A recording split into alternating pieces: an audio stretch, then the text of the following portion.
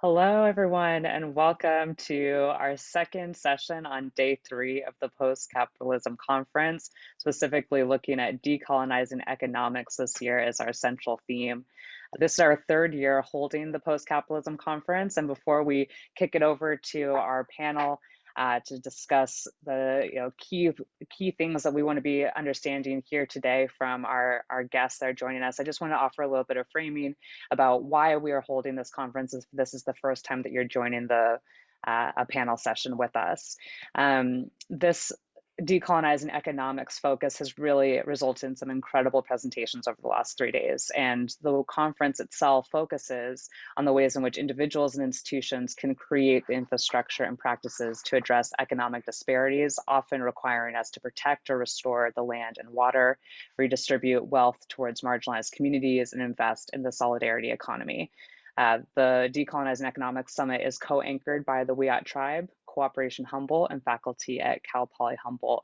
My name is Nicole Walters, and I'm serving as the summit coordinator for this event, and have just been so thrilled to be able to participate in this growing network of folks that are contributing to these types of conversations, really emphasizing the types of transformative solutions that we want to be able to see in our own communities. Throughout these 3 days, we'll be looking at ways to use this conference to help to strengthen our existing organizations, especially those doing solidarity economy work, create space for organizations to share best practices and collaborate across issues and constituencies toward collective liberation, and allow us an opportunity to co-create next steps for how we implement cooperative economic practices in our own communities. And so as you can see from our conference name, we're really emphasizing decolonizing economics as a practice. We're consistently looking for ways to move beyond capitalism, but with this new lens, we're being challenged to look at the ways that our relationships will be transforming as we look to decolonize economics and build the future that we all deserve. So thank you all so much for being here today, and I'll pass it over to our panel to get started with this important conversation. Thank you. Thank you, Nicola, and good morning, everybody, and welcome to this session of the Decolonizing Economics Summit. Today, we're going to explore cannabis, which is a topic that's daily in the headlines, and it's a large part of the economic fabric of Humboldt County in Northern California. I'm talking to you from Freshwater in Humboldt County, the sovereign territory of the Wiyot Tribe. I'd like to frame this discussion by referring to yesterday's session on what does post-capitalism mean, when there was a discussion of the characteristics of capitalism, in particular the private ownership of the means of production, which creates a division between owners and workers, and the private ownership of land, the profit motive. Now, given the psychoactive nature of cannabis and the ethos of the producers and the actions of the consumers, can cannabis liberate us from this framework? So we'll be discussing this question. I'm Nicole Riggs, the founder of Manifesto Synergies. I'm also an affiliate researcher with the Center for the Study of Cannabis and Social Policy and an anchor with Cooperation Humboldt. As a student of philosophy and design thinking, I would describe myself as multi-undisciplined. We're lucky to have with us on the panel today Drew Barber, the co-founder of Uplift Co-op, Shawn Cherry, a co-owner-operator of Cherry Valley Farms, Geoff Churchill, a fireman, farmer, and advocate for fairness, Selena Rowan, a clinical herbalist, owner of Midnight Gardens, and Emma Karnes, a student of the University of Virginia, writing a master's thesis on cannabis policy and cooperatives. Many of us are also part of the Cooperative Cannabis Economy Group, which meets once a week according to the sociocratic method to shed light on the problems and possibilities of cooperative cannabis. We practice distributed power, and so we share roles, and that's how we're going to run today's panel. So we'll be touching broadly on three main issues related to cooperative cannabis for post-capitalism, and those are what is the gift of cannabis? Why would my choice of cannabis matter? And what does a sustainable cannabis community look like? And with this, I will now turn it over to Selena, who will open our first discussion. Thank you so much, Nicole. Thank you, Nicola. Thank you, everyone who's here with the panel. It's a real pleasure to be here with you today, and it's an honor to be able to come together with these folks that we've been cultivating relationships with together over the past many months to share what is a really powerful medicine, a plant that has been projected on by people and their values from all over the world and many different cultures in many different ways. And so I guess I'll start with just like a little background, because what I'd love to discuss with you and to open up to the panel is what is the gift of cannabis. And cannabis, it's a plant that's been used by people for as long as 12,000 years. It's likely one of the earliest domesticated crops, originated in Mongolia, southern Siberia.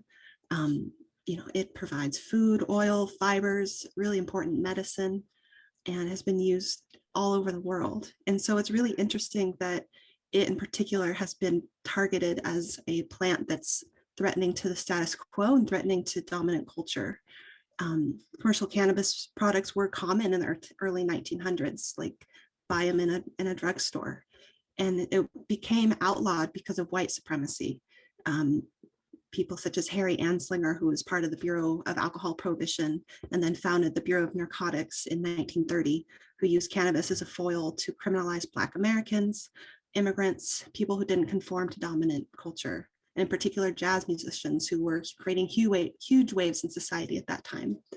There was a concerted effort and conspiracy with corporate giants during that time of the Gilded Age, with William Randolph Hearst and his media empire spreading lies about the plant, and in conspiracy with the burgeoning plastics industry and the wood pulp industry, who was threatened by hemp paper. And so it's become a symbol of resistance because it has been so focused on in this way.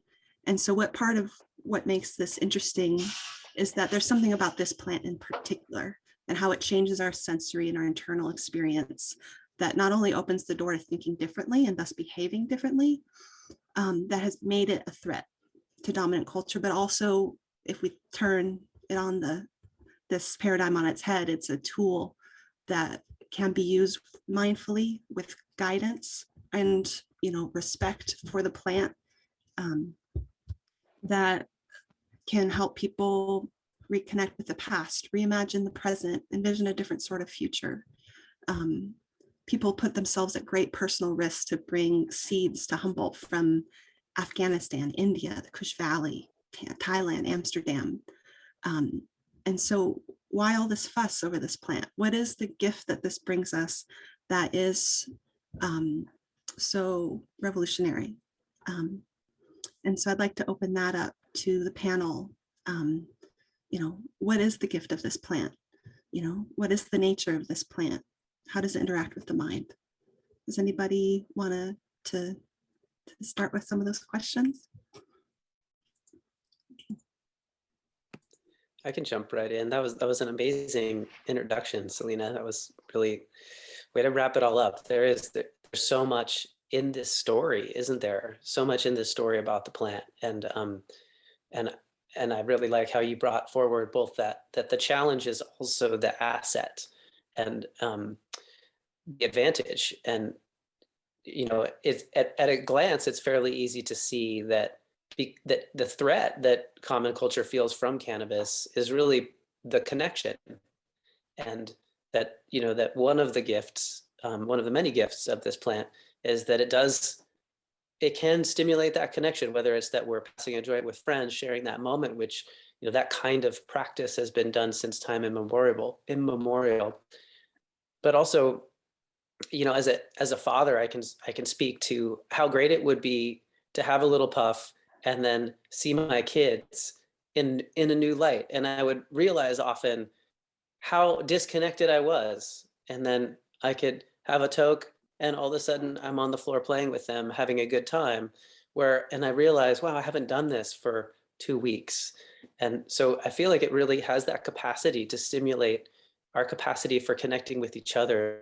For me, that really ties into how important it is to further that asset by working cooperative cannabis.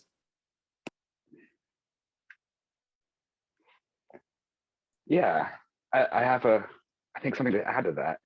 I think there's something to be said about the shared experience of cannabis usage and how that kind of reinforces community. When we're all sharing a certain experience, we have we have that strata that we're living in, that we're high sometimes, and we have to like, come to understandings within communities and build communities with that understanding of the shared experience within that shared experience. I think there's a gift that reinforces itself within cannabis in the community.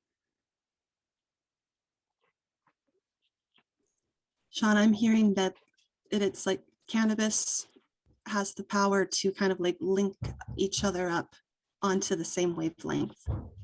Is that, I'm sorry, what I'm hearing from you too? Yeah. Yeah. It's a good, concise synthesis.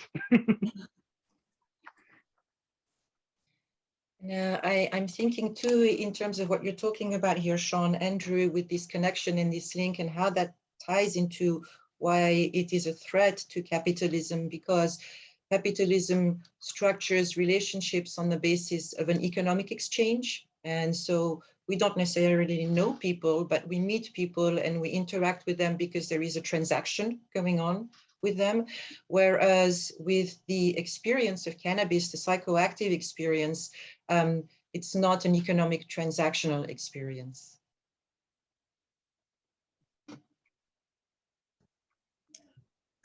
Thank you. Oh, go ahead, Geoff. Thank you, Selena. Thank you, everybody. I think I like to reflect on my personal experience. I think cannabis can keep us away from some of the certain pitfalls involved with maybe other so-called medicines, drugs. My experiences as a youth were place where I grew up was very, it was farming oriented, but it was pretty much Republican. And a lot of talk was against cannabis. A lot of people had their thoughts. A lot of people thought, because they figured it was evil. So I shied away from it. And then in my teens, I really realized that, and now definitely that it kept me from a lot of the problems that I saw many of the people in my community having. Going down the road with methamphetamines, all those different things which ruin our community. So I think cannabis is a definite plus for everybody who wants to heal. Geoff, what I'm hearing from you is that as opposed to being like a gateway drug, which is often what cannabis is framed as something that is a stepping stone to degenerative behavior or dangerous behavior or things that antisocial behavior, what you found instead, it was a comfort to you in a setting in which there seemed like there was a lot of suffering. If people were turning to hard drugs like methamphetamines to change their reality, rather than being in the reality that they were experiencing. Does that touch on anything for you, Geoff? Definitely. I came from the common, little American town, 2,500 people. And when we all get in high school, we were all friends. Of course, all these little cliques happened. There's the football players, there's the cheerleaders, there's the little skater crowd. And with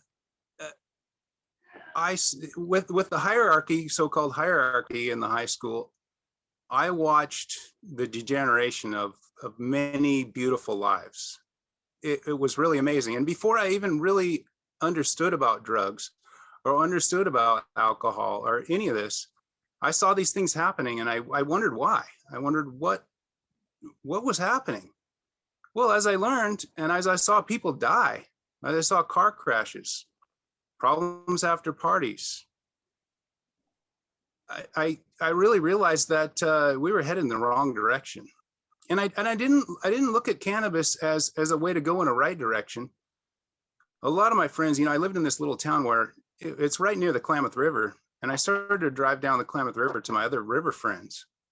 And we would enjoy bike rides in the woods. We would pedal our hearts out and smoke on top of the ridge and lay down in the grass. And I'll tell you, it really saved me from what happened in my community. And I wish more people would have gained that perspective and been allowed to be involved in that process. It's a really potent story, Geoff. And it sort of reminds me of how cannabis came into my life. I grew up in a rural area of Santa Cruz County outside of the Bay Area. And I lived with a large family and very involved with my family, but we had a lot of our own challenges and I think historical trauma that my family had never really processed. And it made me, I think in that time, it was something that was soothing to the disconnection that my family had with its past, like the challenges that my mother had with her ancestors and my father had with grief and his unprocessed grief in his family.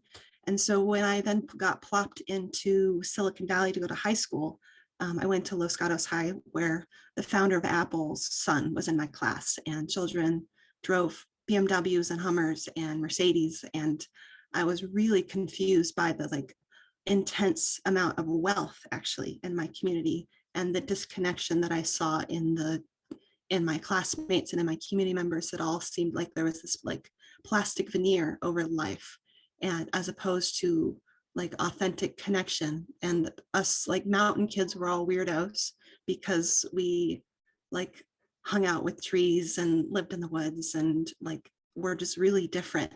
And from that point of time, I started smoking weed pretty early, which I don't necessarily recommend, but at the time was helpful for me.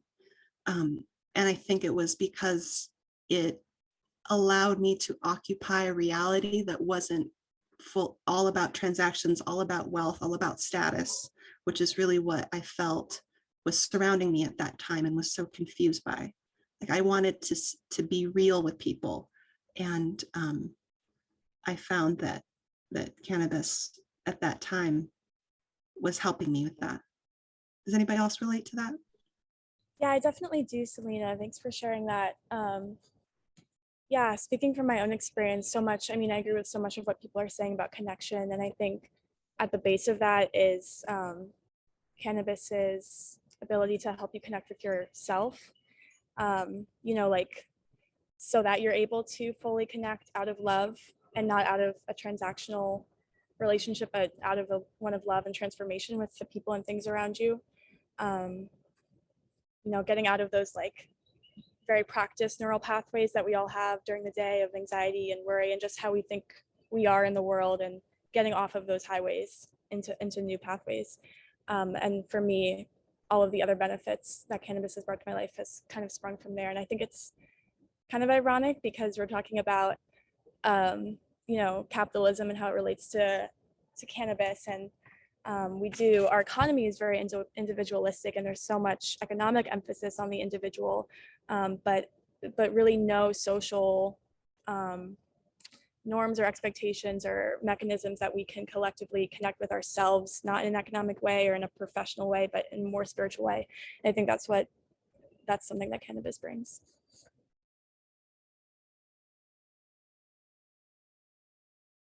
Thank you, Emma. Does anybody else want to share anything about that, or other ideas, such as, we're talking about this idea of connection, and we're also this cooperative group, and there's something about the nature of cannabis that promotes cooperation, as opposed to kind of cutthroat competition. Yeah, I'd love to jump in on the nature of the plant itself, which is sort of also another layer. There's one gender under each plant, right? There's a male and a female. It's a dioecious plant, and so in order to make the seeds, the two genders have to come together. And of course, a lot of us, when we're cultivating cannabis, what we're cultivating is that restraint of male introduction to the female. And the cannabis plant is really a strong, powerful female herb when we're smoking the sensimilla in the absence of seeds. And that's where the strength really comes out. And of course, a lot of us spend a lot of time keeping the males out and tending to the females. And doing the process of pollinating is an amazing thing too. Bringing those together, another form of connection. And the plant just loves being outside. The plant loves being in the wind. The plant just loves to be part of the environment, and it expresses that. And so I guess for me, like drawing all of that forward from like this plant that somehow figured out how to come up with these chemicals that have special parking places in our brains, all of our brains, that incredible plant is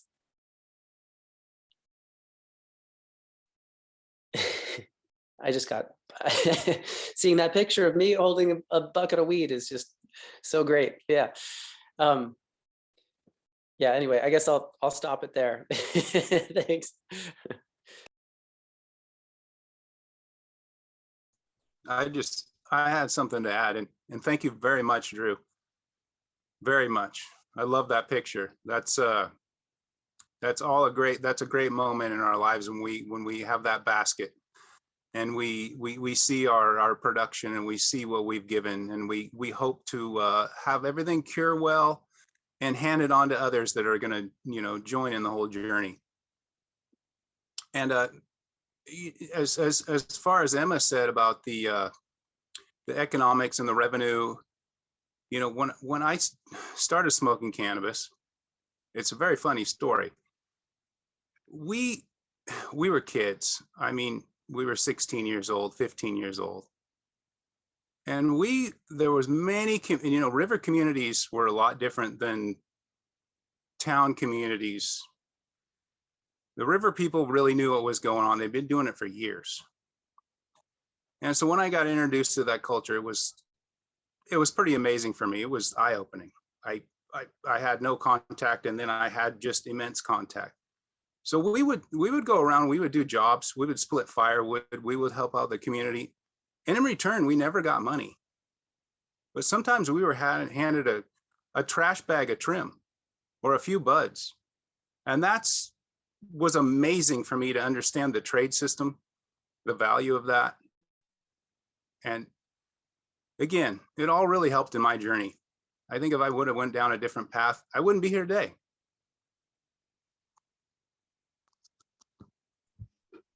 Thank you, Geoff. Well, it feels like this is such a juicy topic and we could talk about it for the whole period, but I also want to give a little bit of light to some of these other ideas that we have. And also I just want to recognize that there's questions in the chat, and we will make some time to answer questions as we go along. Let's see, I'm trying to see if there's any that are particular to this topic or we might get to a little bit later. I think maybe we can shift to Geoff, who might lead some sharing about why our choices of cannabis matter. Yes, thank you again. Thanks to everybody who's put together this program. Really amazed to be involved. The help with all my peers means a lot in my journey. And as you know, my name is Geoff Churchill. I reside in Humboldt County on a place of land where our ancestors, the Wilcoot tribe, inhabited. And I'm very grateful to be a part of this land and understand the reverence, the nature, the ecology that I'm trying to very vigilantly take care of. And when I moved here, it was post-logging situation, post bad cannabis practices. So right when I moved here, my main focus was to clean up this land and make it viable and correct the damage. That's kind of what I've been doing. And I'm a firefighter, a farmer, an advocate for fairness, and a real defender of nature. I feel like that's our beginning. That's where we need to be. If we don't have nature, we don't have our earth, we really don't have a chance. And the vision of my farm is called Kinsey Ridge. is to provide natural, healing, sun-grown cannabis. And I hope when I'm gone, I leave this place better than I found it. Kind of, you know, my mission statement, my bio, all rolled into one. So the question that I'd like to ask everyone is, why would my choice of cannabis matter? And within that question, I'd like to keep everyone kind of aligned with these main points. What are my impacts of my choices on social power structures and ecology? Also, the other point of how do we determine in our branding, with just looking at branding as, you know, a narrow view, when different consumers go to, you know, different shops or wherever they see this brand, in determining an authenticity to the brand, and authenticity with reverence to our earth. And the third one would be, how would my choices foster a better world and a better relationship with our world? And within all that, our post-capitalist cannabis economy will be decided by a participatory democracy, meaning the choices we make will help cannabis survive. And in my eyes, the survival of cannabis doesn't mean corporate interests. It means where cannabis came from, which was always a small farmer, a small family, giving to their village, giving to their community for the better of everybody.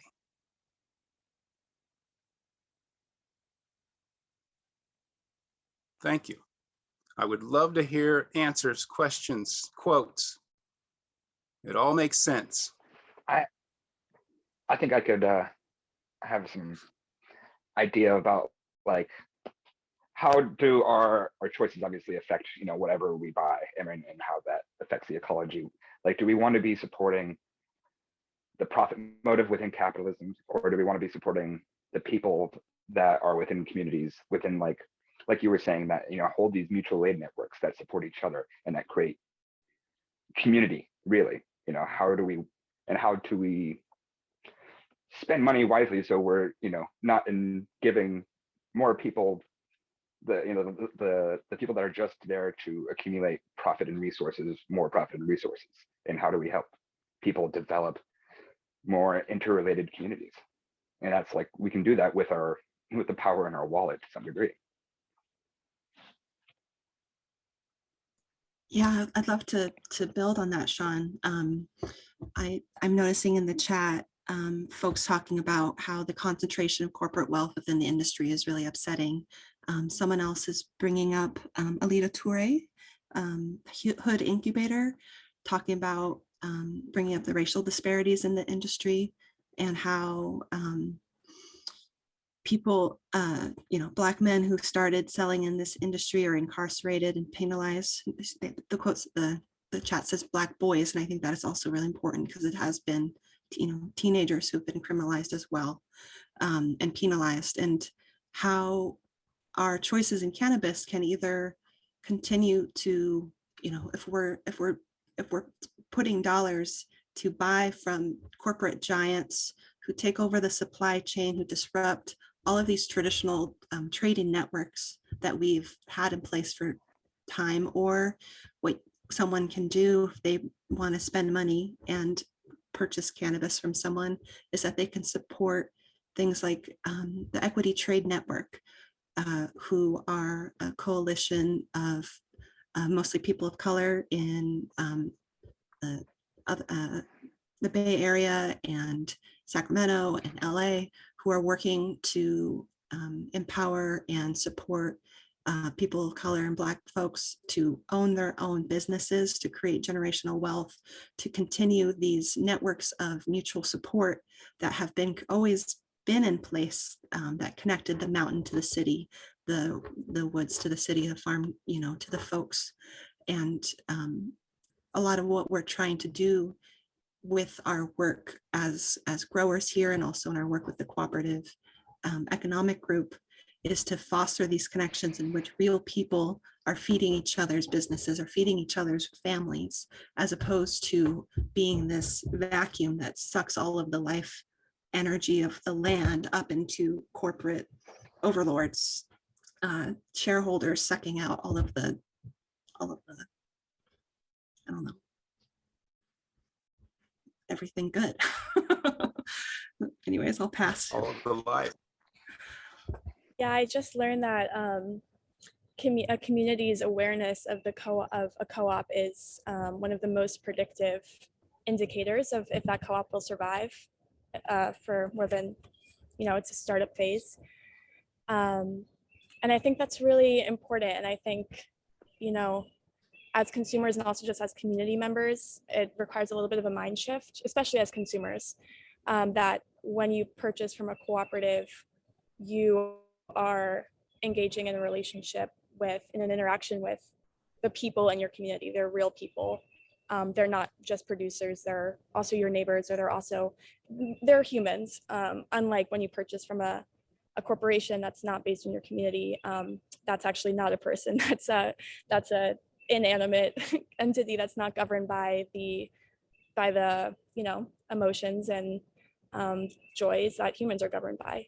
So, and I think that that's not how we are trained to enter the marketplace as consumers. And so it requires a shift to think that way. Yeah, nice, Emma. I think it ties in, and I think the reason it's so important that we talk about the special benefits of the plant and we move into some of the nuts and bolts that people are asking about in the chat, like how do we do this? How do we make co-ops? Well, we connect, and that connection, that human connection, like Emma's talking about, human to human connection, is how we start the co-op. We start by having a conversation. We start by sharing a joint and talking about our needs and our strengths and building together to those places where we can work together. Here at Uplift, we're in the Little Mattole Valley, sovereign land of the Mattole peoples, and out here in Western Humboldt County on the north end of the Lost Coast. We're a pretty tight community in the first place. The act of cultivating cannabis was a shared act. I was taught by my elders. It was always a connected thing, a connected activity. So when it came to building out the co-op, it wasn't that difficult because those connections, those lines of connections were already there. I mean, I shouldn't say it wasn't that difficult, because Sarah, it's been a long and very difficult struggle, and the end is not here yet. Whether we survive or not will be another question as a business. But I'm just so proud of us working together to build our businesses. We ask that question of ourselves: how can we all win? How can we both win if there's two of us? How can both sides, that's the connection, both sides benefit, right? 1 + 1 is greater. The result of that is greater than 1. So that's sort of the esoteric aspect of co-ops, and why it's so important that cannabis co-ops in particular have a go of it. And I really root folks on to form them and to support them. I'll pause there. Very good, Drew. Very good, Emma. Selena, thank you very much. I really like the idea of co-op. I was just introduced into that just a few months ago, and kind of envisioning what that really meant. I knew the interaction, I knew the commitment, but what that really is going to mean. And I think, Drew has made a big stand for that. It's really incredible. And I think the truth in our branding, with a brand that says co-op, that has co-op in that branding, makes a difference to the consumer if they really understand what that means. Because us as farmers, we know we're not going to be multimillionaires. Hopefully we can keep our family alive. That's the true nature of our business. And if we can give and keep giving while maintaining. That's really what it's all about. May I add on to that? I think one of the beauties of what we're trying to do here when it comes to branding is, I mean, for one, like the truth is that most farmers spend their time farming and don't have a lot of time or money for branding. Like the act of branding, whether you look at it as it was something that was invented by, modern advertisement was invented by Freud's nephew as a psychological act to create a drive for people to follow their unconscious desires. And like the fact that like the unconscious part is really important part of that, because then people don't know why they're behaving the way they are. They just feel compelled to. And I think what we're trying to do is very different than that. It's very actually in complete opposition to that, because what we're trying to do is to connect people to the like reality, right? Like what we're providing is a plant that's growing in an environment in which it thrives. It naturally thrives. It doesn't need a lot of extra support, because this environment is what creates the best product already. We're not artificially creating an environment that doesn't, that doesn't exist. Like cannabis thrives in the hills of inland and of Humboldt and the Emerald Triangle, and everything else is trying to mimic this or to create a false, replica. And instead, what we're trying to do is to say, this is a product of this place, of this people, in this moment, in this time, and you can be a part of it. And here's this plant that happens to like transmit you across time and space and still connect you with your body in this moment too. It's like a plant of extremes. And so it's just, it's a medicine plant. And so we're doing more than just like selling a product. We're like providing access to like a real thing. If you know what I mean by that.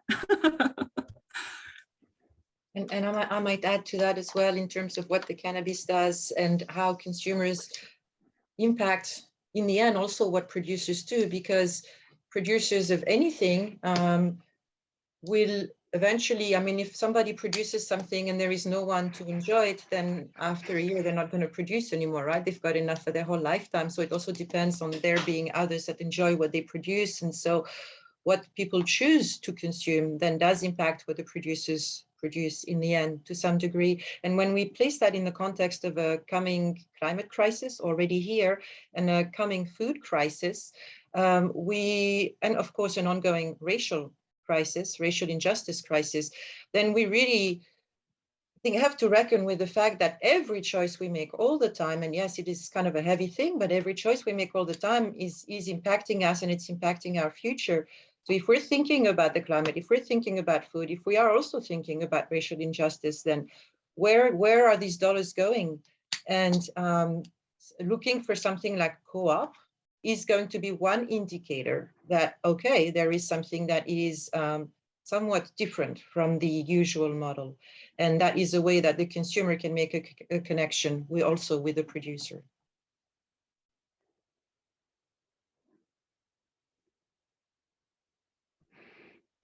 Very good, Nicole. Very good. How we can all stay together for the betterment of all. I really agree with that. Does anybody else have, I'm not really following chat because I'm on my phone. It's kind of difficult. Well, I'd love to bring up Alita Touré's comment about how important it is to bring in Black cannabis co-ops into this discussion. And,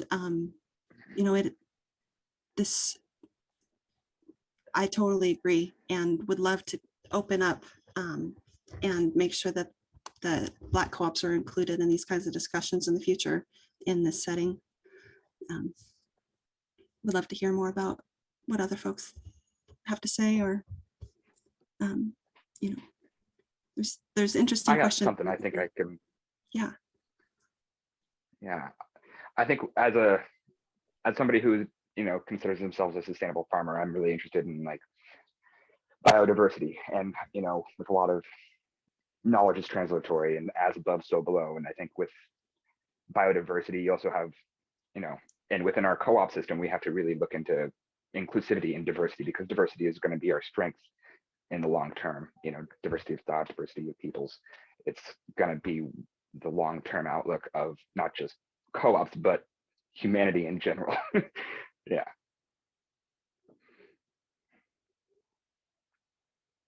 And I think it also just brings to the forefront that, you know, Humboldt County, we're also working within the history of Humboldt County, which has a history, its own history of racism and of taking people of color off of land, of expulsion of Chinese people in particular as well.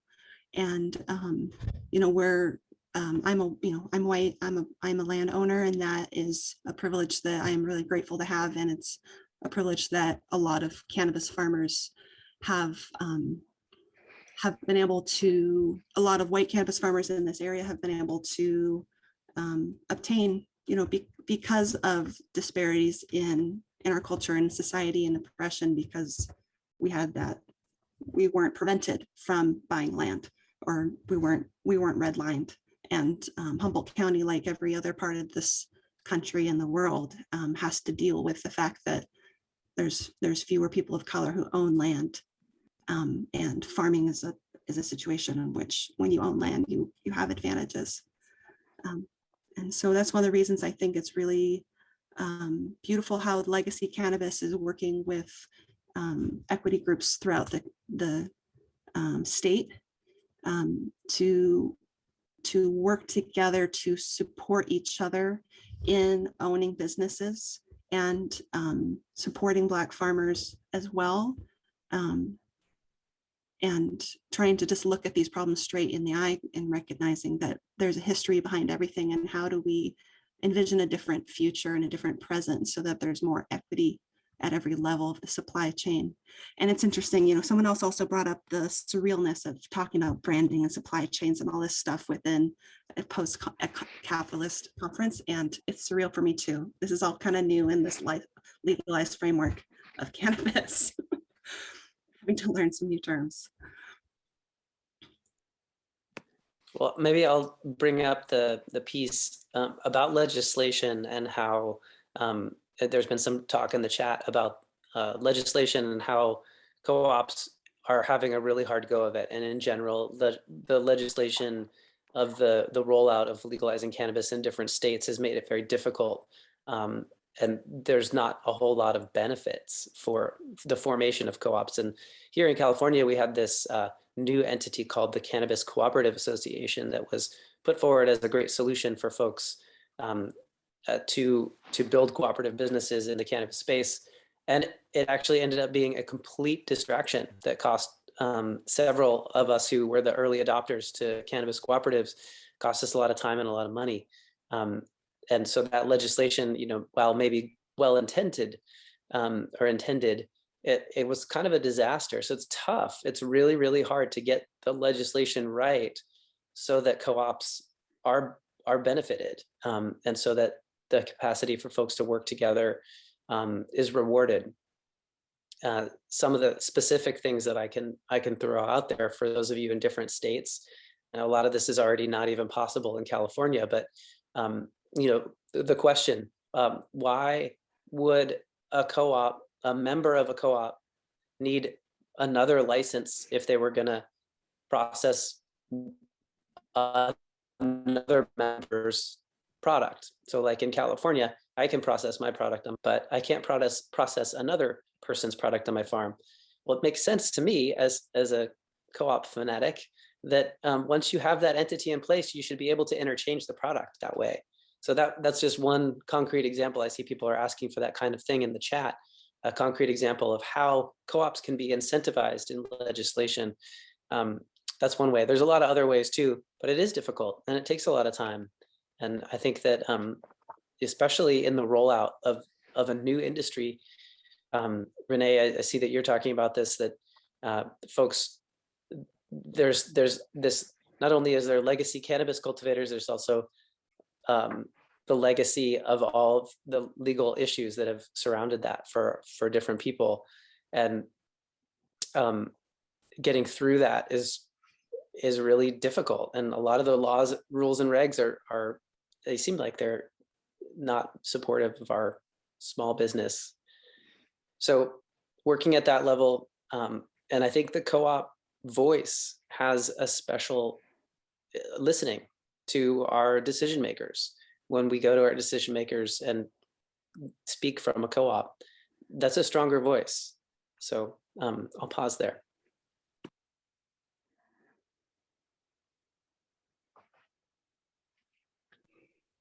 Definitely, Drew. I did want to mention that, Drew, you were, for those that are listening, Drew, you and your group, of course, founded the first cannabis co-op in California. So you know intimately all the regulations and all the ups and downs and the struggle it takes to get there. And I also want to lift up Shawn, who is here on the panel and who is developing a co-op with his group of farmers, regional farmers. I've heard in the last 3 days in this summit the word struggle a lot, and that word applies here as well. Small independent cannabis farmers struggle to form cooperatives in the way that regulations are set up. Drew mentioned a few of them. We could spend hours. Several of us meet once a week and we often talk in detail about these regulations. It is a constant struggle. It is a constant looking at what the policy is saying. We're lucky here to have a strong trade alliance that also analyzes the policy. But it is, I think, to be expected if one considers historically where government has typically been, which is to say that it has typically acted in a way that seeks primarily to preserve capital. Right now, farmers, small independent farmers, are not the holders of capital. They never really have been. They produce, and they produce something from the ground, and they're homesteaders. The capital has become increasingly concentrated in the hands of a few, and government really, historically, by its function, has shown itself to always act in the interests of the preservation of capital. So it is, I think we're fairly clear-eyed that the government is not going to be acting in a way that's going to be supportive of cooperatives, and we have to be creative. For example, in California, as Drew was mentioning, the Cannabis Cooperative Association that was developed with the intention, apparently, of helping cooperatives does not work. It's got a lot of issues. It's got acreage caps. It's got license issues and so on. So what some farmers are looking at is actually to create simply an ag co-op, and then to define in their bylaws the way that they're going to operate and behave cooperatively. It's also possible to form as an LLC and write a detailed operating agreement that defines cooperative behavior. In a way, the entity structure is what needs to be shown to the government to please the bureaucratic process, but really it's the internal agreements between the members of the group that define whether the behavior is cooperative or not. Yeah, and just to jump off of Nicole a little bit, from the state's perspective, the two main biggest goals of designing legalization framework are to, one, regulate cannabis towards the goal of public safety, since it's a consciousness altering substance. And then the second is exactly like Nicole was saying, to market creation, and mainly along those lines, maximize tax revenue, which in the first couple of years after Proposition 64 took effect, the state got like way less tax revenue than they expected. And a lot of this is because of remnants from prohibition, because there was so little data and information collected prior to a couple of years ago. And because of those lack of communication channels between cultivators and people who were doing this for a living, and the people in government in Sacramento and other places making the laws and writing the legislation. So yeah, just important to keep in mind that so many constraints from prohibition are still very active in the present in terms of policy.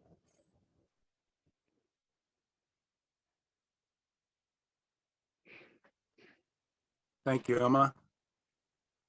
Yes, by definition, it's called the Department of Cannabis Control. Is that what we really want? Well, that's what we have. It's tough. Most farmers go through 5 to 6 years of, permitting. 10 or 12 different organizations all piling it on us. So I hope everybody really realizes that we have been through amazing stress. Throughout that stress, on my own farm, we really thought about giving up a few times. And I don't mean just giving up, but understanding that the barriers were too difficult. It's kind of a side shot, but thank you, everybody. Very, very good.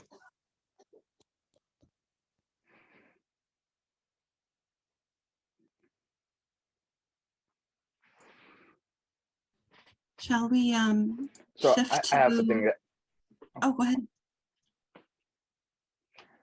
sorry, yeah, I just had a thought in my head. I was trying to connect something, and it was kind of, about how the state and how it supports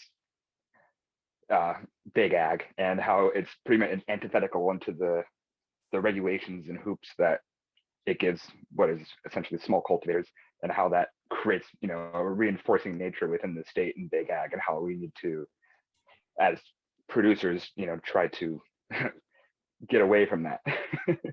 Yeah. Yeah, the laws are written in particular so that only big agriculture can be in compliance, because every level of it's so onerous and expensive that, is that what you were saying, Shawn, or did you have a other? Yeah, totally, exactly. It's one of the reasons why co-ops are so difficult. It's, the regulations and the taxations and the permitting. It's all, for small farmers, we don't have the capital to grease the wheels of bureaucracy. It's generally, it's cost prohibitive for most people to even start thinking about building something beyond their farm, to collaborate and to become a community. It's a privilege that I have, totally, and I have to I have to deal with that, reconcile with the history of our region too, and it's a whole thing. Yeah. Well, and Shawn, that seems like a good transition to your section of this panel for what does a sustainable cannabis community look like. Oh, yeah. You want to take the reins? Sure, I'll take that.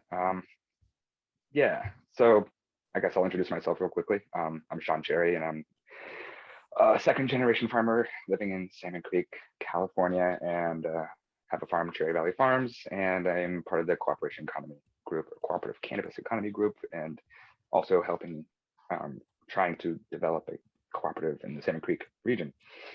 And it's fun, and it's challenging, and so many opportunities.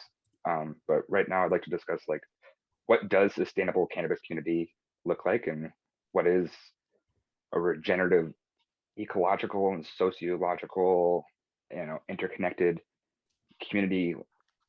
How does that form, and how do we even conceive of it?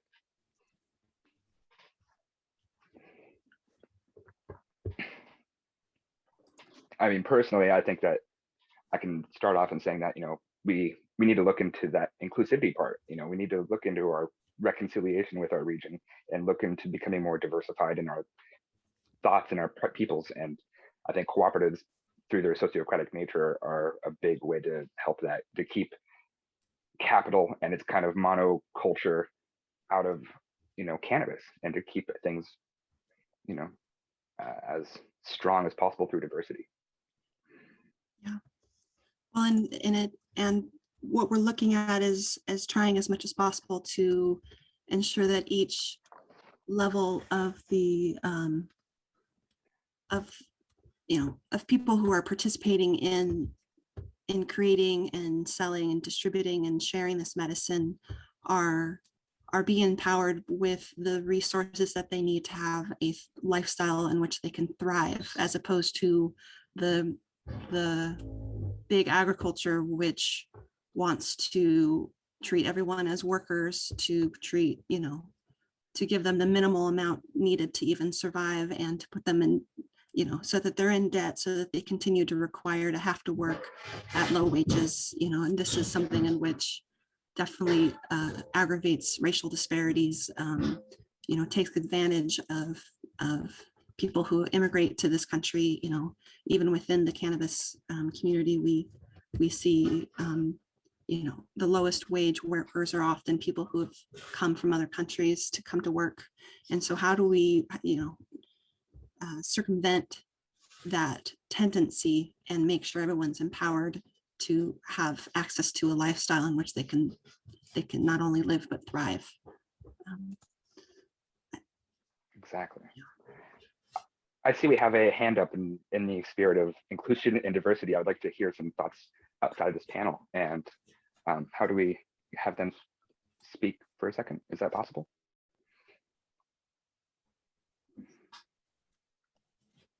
Sorry, I'm just trying to get the tech here. I'm trying to. We just asked him to unmute. Go for it.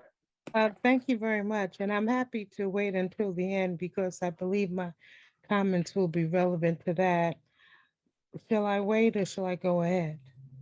Go ahead. Okay. Well, I have a couple of thoughts. One of our ancestors named Jacques Alain often said, if man made it, don't eat it. And I think that we all know that if you unpack that to get to the root of it, there are a lot of things to unpack that, from the individualistic aspects to the systematic aspects. So I just wanted to share that I would love to know how the conversation will continue with the intention of the inclusion aspects that have been expressed here in ways of bringing it to fruition. And to that end, I just wanted to share that conflict is always going to be present, whether it's intentional or unintentional, particularly, I think, sensitive to this. So that also have a collaborative, resolutionary, or restorative process in the thinking of that is also good. So please let me know how you intend and when you intend to continue the wonderful conversation here with regard to inclusion and understanding the parameters and difficulties around that. Thank you for all you do. Great comment. Thank you. Yeah, I think, regarding this conversation, so this is the second year that there's been a cannabis section on this panel. And I think, next year, hopefully there'll be more cooperatives and more examples of successful cooperatives that can come in and bring that part. So that's one answer that I have, is like, let's plan on that next year, having a more diversified group of cooperatives who can present. And I really hope that they're out there, and maybe they are. I'm pretty wrapped up in my California cannabis cooperative world, and I'm so curious about what's happening as legalization rolls out in other states. And I love the conversation in the chat of having cooperatives from different states work together to really think tank out the legislation on how we can build cooperative support. That's pretty technical stuff, and probably more than we'd hit in one meeting session, but I appreciate all these conversations. And as technical as it needs to be to really develop an actual structure and a framework, at the same time, there is simply a human and a social connection that can happen and that can really open our minds. And if we are continuing to witness what seems to be happening now around the world, and cannabis is no exception to this, which is a increasing mistrust in institutions. So we are seeing that with the rise of nationalism and extremist thinking, absolutist thinking, and institutions are gradually collapsing. And in this way, then we must be very thinking of new possibilities and of ways that don't necessarily exist already. And we can't necessarily go back to how things have been resolved or how capitalism has been challenged in the past, because we are in a different time, because we have a climate crisis, which is about to come to a boiling point. And again, we have a food crisis, which is also about to come to a boiling point. So we have, right now, we are hitting a world of finite resources, the soil, the food, the water, that have reached a point where we don't have 10 or 20 years to explore things. We need to come up with actions. They might not be the right solutions, but we try to take actions now, and we try to do them together, keeping in mind that we have to deal with the soil, we have to deal with the racial injustice, we have to deal with the climate, we have to deal with the food, we have to deal with the cannabis. This is all part of it. They're all completely integrated. So I'm very hopeful that we can actually continue these discussions outside of this particular summit and really explore together what we might do when there is a common intention, which is to find connections together. This is usually a good starting point. At the same time, I think it's interesting to observe how, sociologically speaking, there's always this sort of tension between a sense of belonging. So maybe we belong to the same industry, maybe we belong to the same sort of radical thinking, or maybe we simply belong to a place and to a group.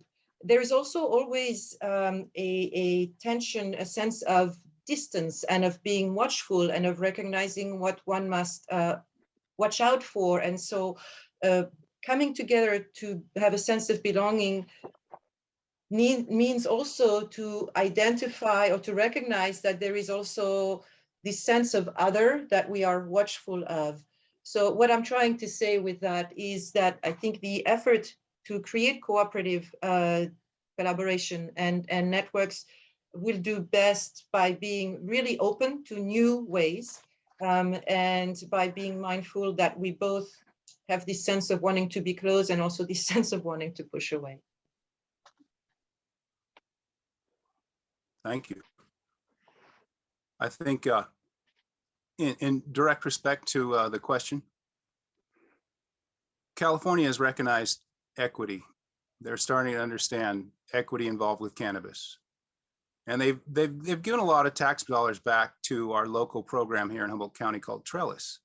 And Trellis is working very hard to give back to the farmer, to allow some of these barriers to actually be accomplished. So I would say that your involvement in your local community and your local government is going to really help. That's really what helped me in my farm.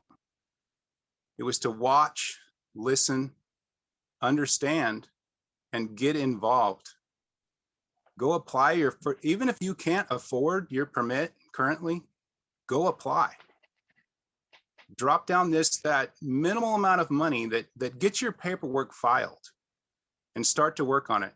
It took us 6 years, and it was incredibly difficult, and it's going to be. But our community is working very hard to slow down these processes, to stop some of the barriers. We really feel that we should all be involved. And I feel that from my heart. There should be no difference between anybody. Everybody should be able to be involved in this cannabis. I've thought that way forever.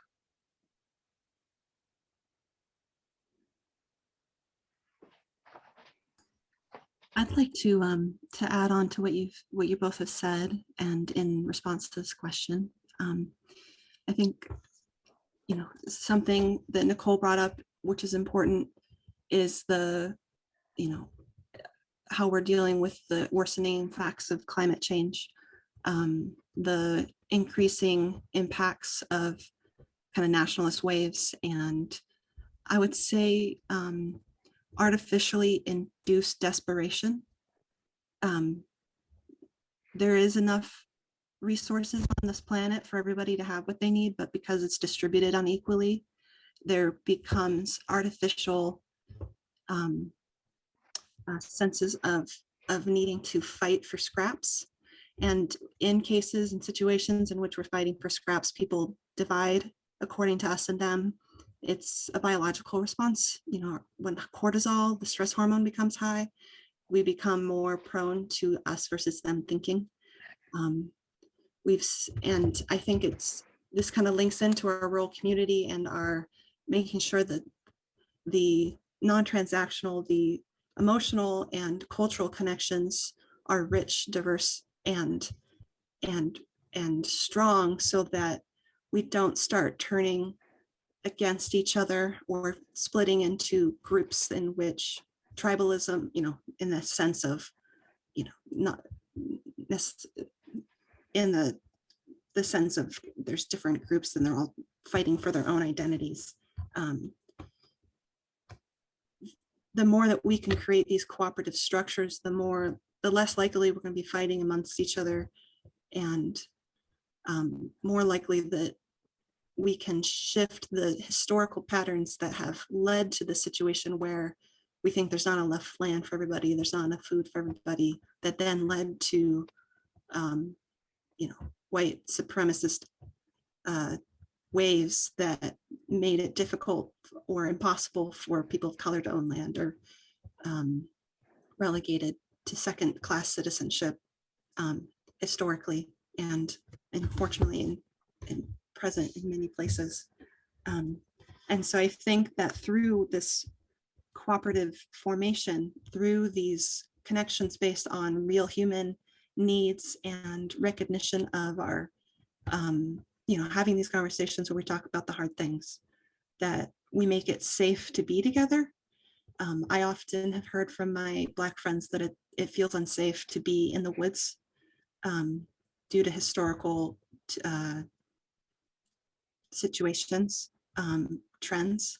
And so that's something that's been important to me, is to create places or to make space or step back so that my friends who are people of color feel safe in the woods, who feel safe in rural communities. And that means I want to do a lot more listening to knowing why that might still be the case, or how to help change that. Because I think that is, making sure everyone feels safe to be in the community is really an important step to making sure that allowing people to own their, feel safe to own their own homes, or to live in rural situations. I don't know if anybody has anything to add to that. I'm thinking that actually right here during this group and this panel, we are seeing topics come up that could encourage us even to start to talk to each other more. For example, there's a couple of mentions of, including more let's see, considering adding on the agenda monthly the specific topic of intention for correction in the practice and engagement of inclusion in new market endeavors could be a model and breakthrough for many. Super interesting. Just to very briefly come back to our group, which is one example maybe of trying to be a sustainable cannabis community. So we are obviously regionally close because we share similar regulatory challenges, and we share similar climate challenges, and similar community resources. And that's primarily what has brought us together, really, as an organic discussion group. I think it could be something really interesting maybe to try to meet up on a monthly or bi-monthly basis with other groups that come from different places of the state or of the country, and maybe to hold, we could discuss together if there could be a way that maybe once a month or once every 2 months, a number of us, different groups, come together and share our diverse perspectives on what we're dealing with. We've identified common elements of the challenge we're dealing with, namely capitalist focus on ownership, private ownership, and seeking the maximization of profits as a primary endeavor. That is something that is an issue for our group and probably for most of us who are here today. So just throwing out that could be one way that we could already start, by trying to meet once a month or once every other month or something else, and having a discussion between our different groups.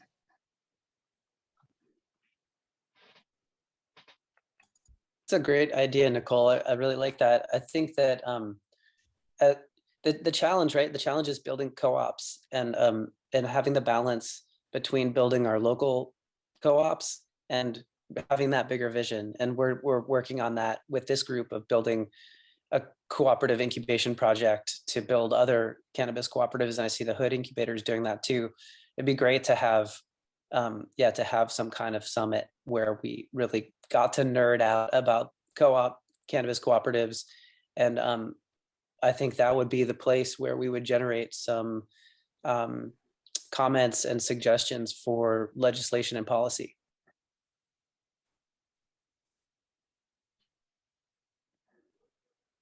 I just want to say I love where this conversation is going.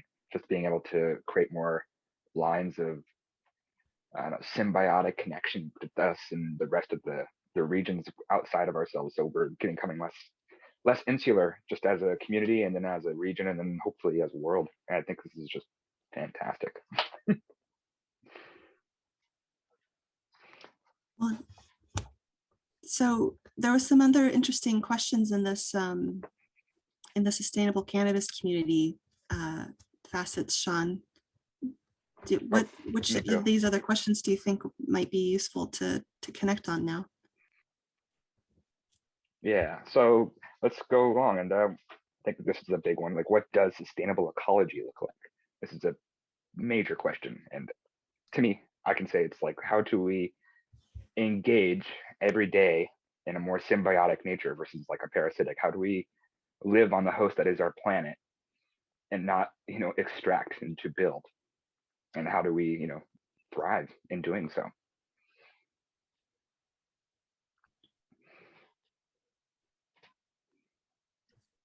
What does that look to? Does anybody have any comments? Well, it seems like when something really important is to see the planet around us as a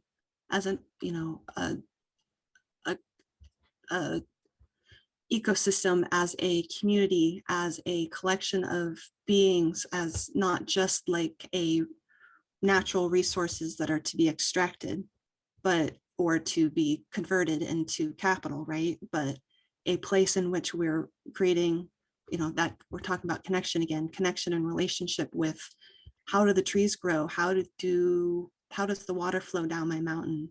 Or the mountain that I live on?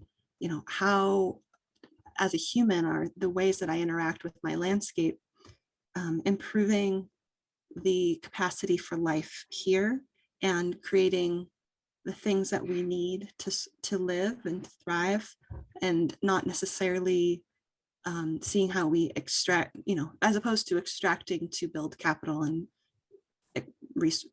build wealth, right? Like, how do we're trying to shift our relationship to land through this work. It appears to me. And I think I have like something to add on to that. Just when we think of nature, we think of us as a distinct thing from nature, and we are of nature and we are nature, and we need to kind of erode at the distinction, because I don't think it's healthy for us to conceive of us as anything other than nature. It's because we, without the rest of nature, we're not going to exist. Yeah.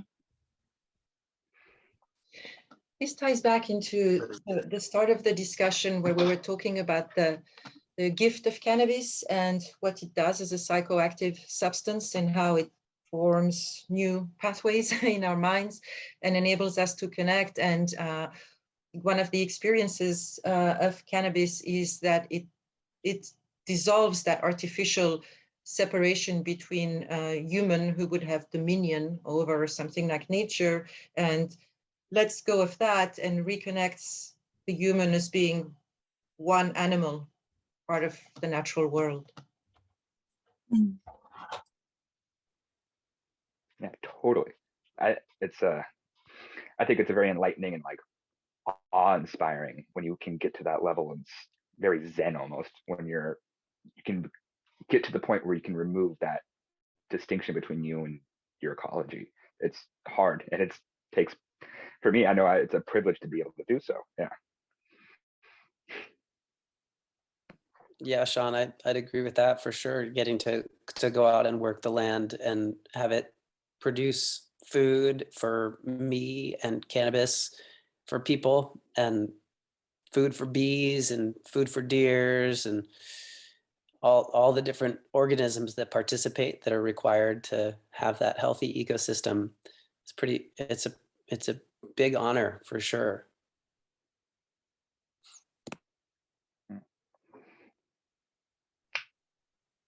Most I definitely. think like this all, oh, go for it, Geoff, sorry.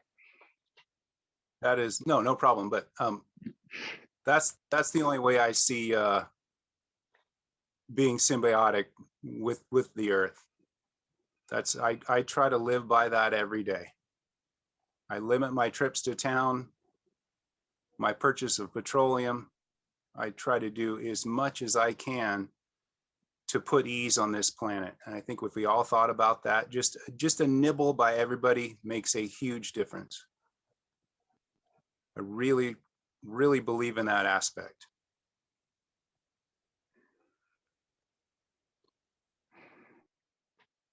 I think, like, to add on to this, you know, as farmers and, you know, cannabis consumers, we have not just a connection to the plant through the medicine and the experience of growing it, but I mean, through the experience of growing it as a farmer and how it, God, what was I?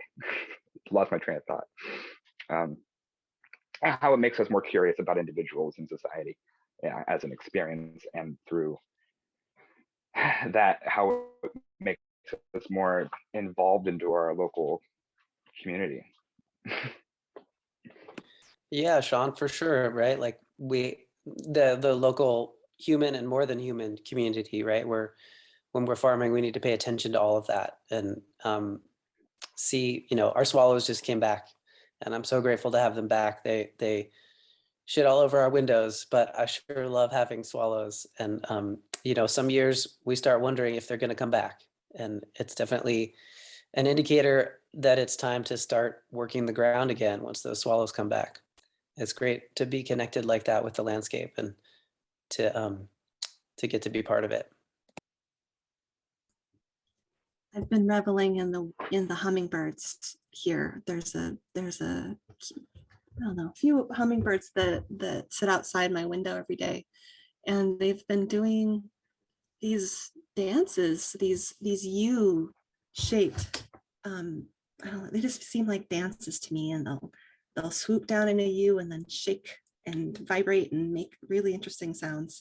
Go back up, shake and vibrate, back up, and it's astounding to me every time I see them. Just like, how did I miss this before? Like, I don't think I ever noticed them doing this before. How did I miss this? But I slowed down enough today to be with the hummingbirds. And now I want to know, what else do hummingbirds need? Like, is this landscape have everything they need? Like, is there anything I can do?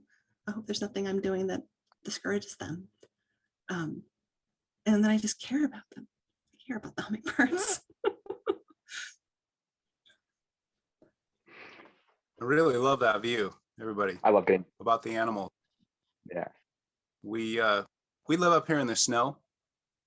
Snowed in for 3 to 4 months. I mean, cannot get to town. So when we see the animals start to come back, the bugs start to hatch, we know summer is soon. But sometimes it's even still 2 feet of snow on the ground, and the hummingbirds will come back. The robins will start to, you know, find patches to pick out the worms. And that's when we know, no matter what the forecast says, we know it's time. And we start to get all antsy and start to feel good about things. I love that view. Wow. When was that picture taken in the year? Does it look like that now? The snow? No, it right now, well, we just got these last storms. It's starting to melt. And right now we have about 4 inches on the ground. Wow. But that picture was probably February, I assume. But until about mid-April, we still have 4 feet here. So and a lot of people, they don't understand that Humboldt County could provide that, but there are places where it is amazing. I mean, it's a true Alaska, like, homesteader's lifestyle up here. We don't see -17 temperatures, but we see a lot of 20-degree days where our pipes are frozen. I don't know how I live it, but I'm pretty proud and stoked to be a part of it. What's the elevation there, Geoff? Takes a lot of effort. What? What's the elevation there? 4,200. Wow. Okay. And then we have a pass. Wow. We have a pass that we go over that really limits. So it'll melt down here at 42, but we have a 56 pass to go over to get to town. So that's really and it gets 8 feet up there. Wow. So about this time of the year, we're out there digging with shovels, clearing trees off the road, taking the boulders off the rolled down the banks, and digging 2 tire tracks to get to town because, boy, we need dog food. We need our food. We need to get some product to town. We have such cabin fever. We need to start talking to people. Yeah. Well, it doesn't seem like the state regulations are written to accommodate any of that.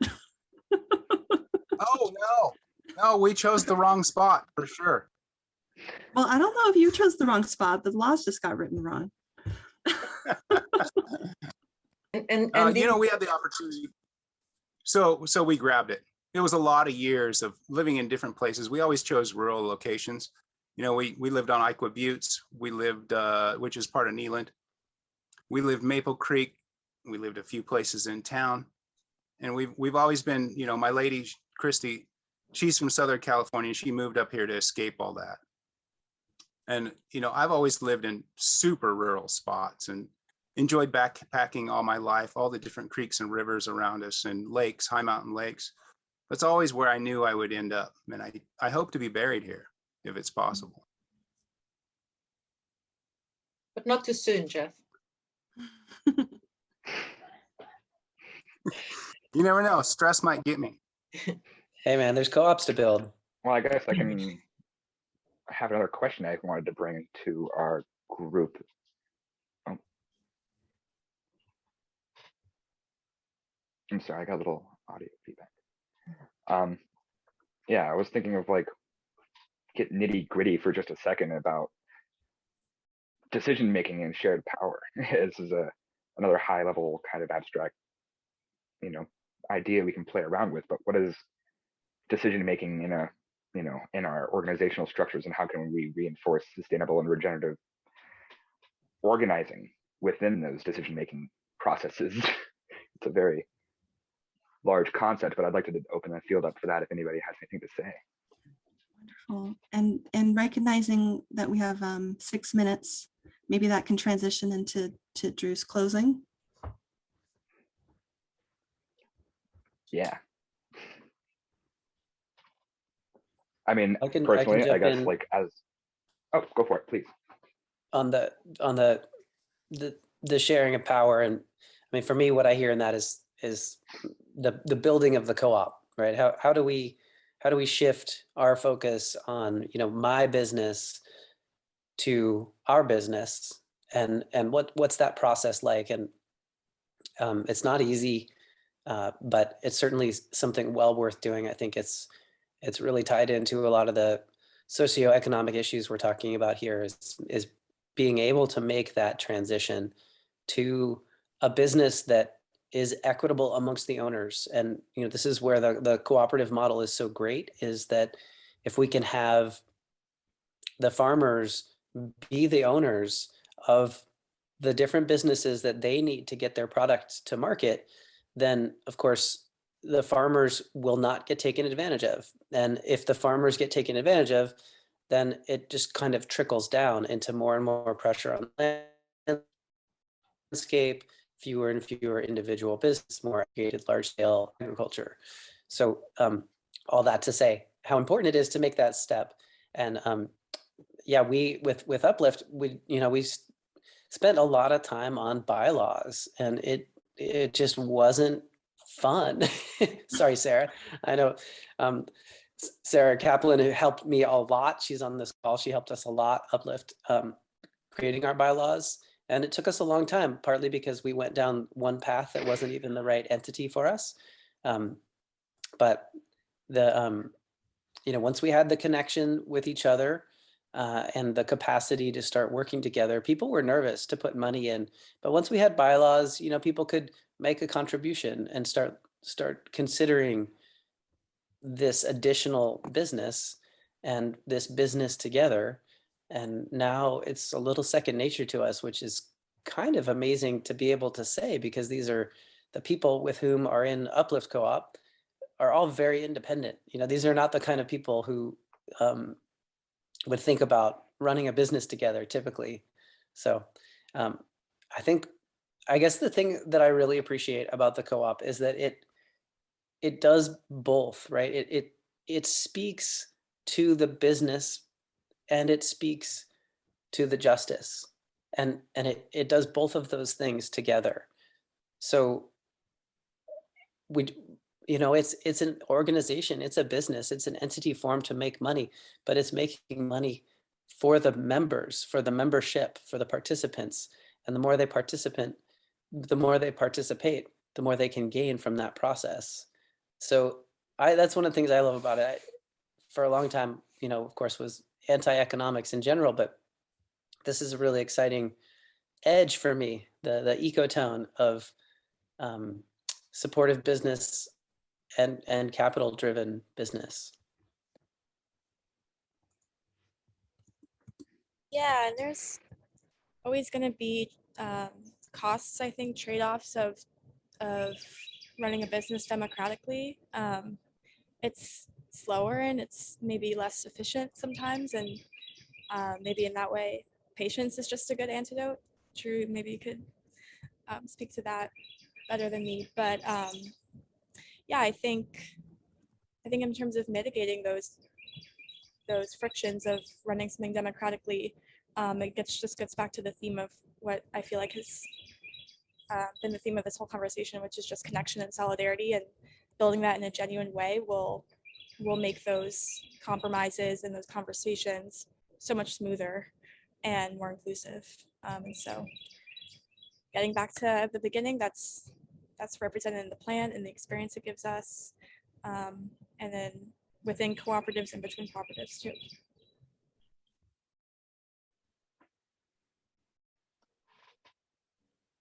Yeah, it's loving this discussion. I think we're getting the last minute here, so do you want to wrap it up, Drew? Yeah, sure. Or do you, yeah. I just want to thank everybody for participating in this important conversation. And I love that there's some ideas that are brewing here. I hope that those ideas get legs. I hope that we can follow through with having some interstate connected cooperative conversations. I think that the rollout of legislation is really going to require that level of thinking to be supportive of cooperatives. And I think that, this connection, the connection that the plant brings us, and both to ourselves, to our place, to our communities, it is such a gift. And I'm really grateful that we get to have this conversation. And I'm grateful that despite, many challenges we face in the rollout of cannabis nationwide, really, there's a lot of assets too. There's a lot of beauty and a lot of opportunities for us all. So I hope that we can keep working that and work those opportunities for all of us. Thanks everybody for being part of this great conversation. Appreciate you all. Thank you, everybody. Thank you. Thank you for your time. Thanks to each of you. Thank you, everybody. Gotten a few email addresses, and so I might just put an email together and perhaps we can see if there is a way for all of us to continue this conversation after the summit. Great. Beautiful. Awesome. All right. Thank you, everybody. Thank you. Bye. Thanks, everyone. We did good. That was exciting.